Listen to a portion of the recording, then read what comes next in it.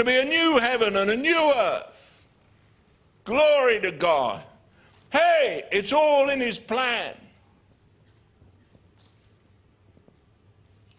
John the Baptist came.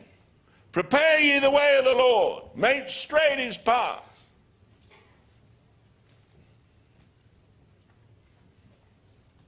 All eternity planned it. And I want to tell you, each one of you, your destiny was planned before the world was. God is in control.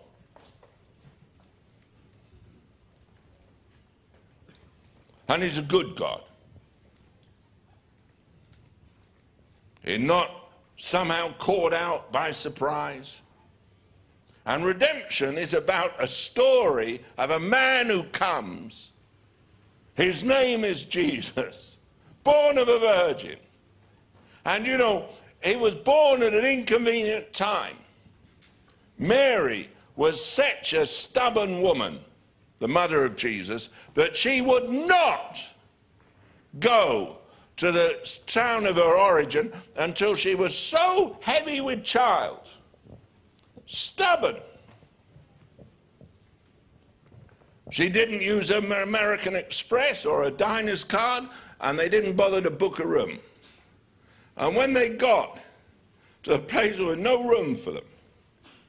So they were in an inn. It wasn't because Joseph was poor and Mary was poor.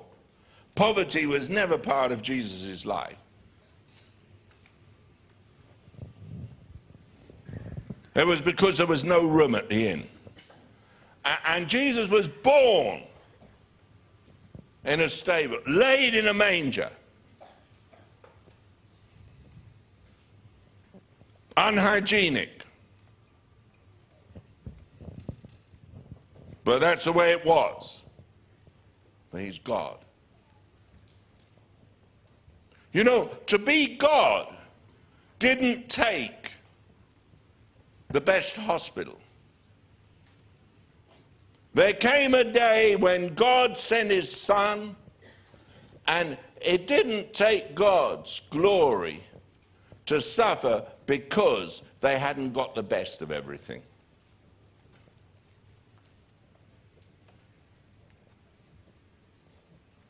He came with a purpose. His father was a carpenter. And as is traditional with Jewish families, he grew up with the trade of his father. Carpenter's son.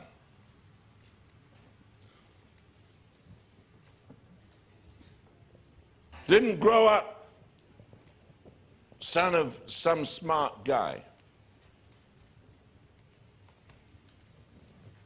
But he was God. Son of God. And Mary,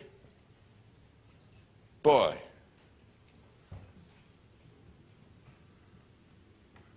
you know, she was just a young woman.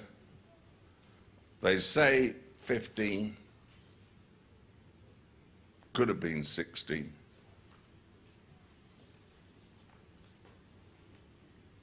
Espoused, not married. Joseph didn't put her away because he was an honorable man. But from all eternity, Joseph was chosen out, Mary was chosen out. Hey, what is wrong with people that they can't trust God? Who can order every detail of everything so perfectly?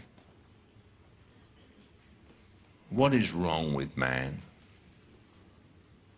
That he lives in fear, that he works out his own damnable life to his own destruction when it need not be that way.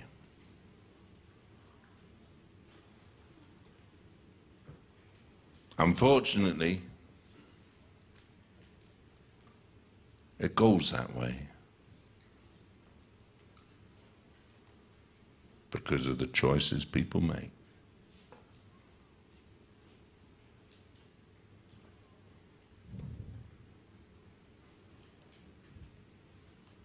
Why does God choose one and not another? I don't know.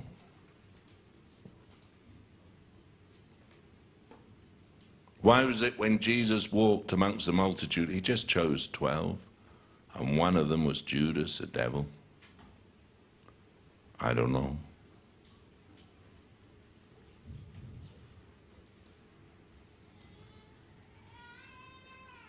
Why was it sometimes he went amongst a multitude and he healed all the sick?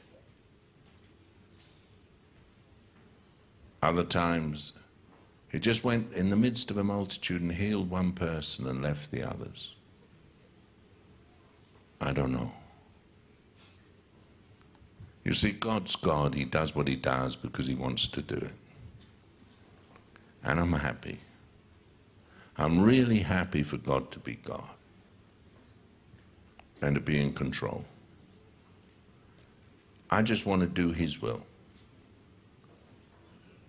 And the real crunch of it all is that years ago, God intervened in my life in a miraculous way, spoke to me, and I just found a delight in doing his will. I didn't want to be anything. Certainly didn't want to be a pastor.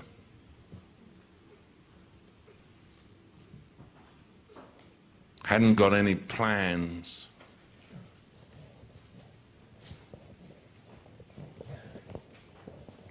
But God.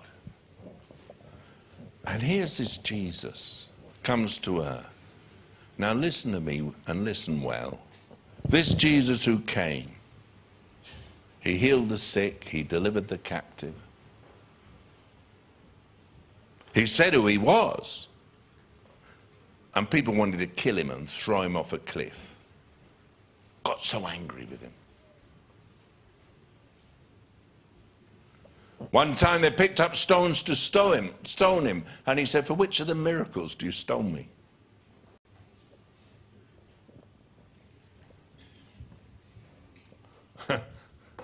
He knew everything. And there was Judas, going out in the 12, and he made him church treasurer because he was the thief.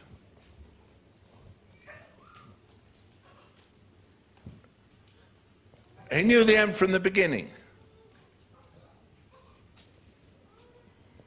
He said to the 12, "There's one among you who's going to betray me."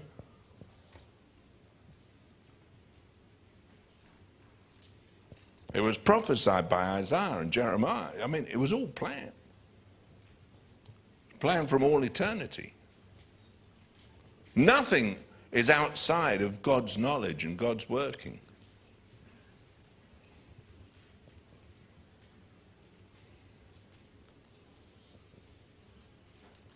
And Jesus healed the sick. And then the day came in the fullness of time when Judas betrayed him.